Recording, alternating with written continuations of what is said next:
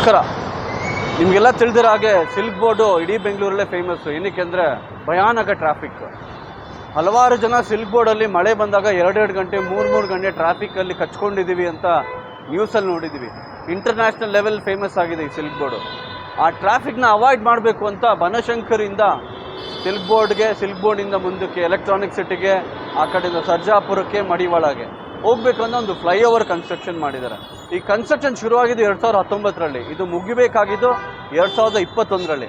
2024 ಆದರೂ ಕೂಡ 15 ದಿನಗಳ ಮುಂಚೆ ಈ ಫ್ಲೈಓವರ್ ಕನ್ಸ್ಟ್ರಕ್ಷನ್ ಮುಗಿದಿದ್ರೂ ಕೂಡ 15 ದಿನ ಆದರೂ ಕೂಡ ಇನ್ನೂ ನಮ್ಮ ಸರ್ಕಾರಕ್ಕೆ ಈ ಫ್ಲೈಓವರ್ನ ಓಪನ್ ಮಾಡೋದಕ್ಕೆ ಟೈಮ್ ಪುರ್ಸೋದು ಸಿಕ್ಕಿಲ್ಲ ಅಂತ ಕಾಣುತ್ತೆ.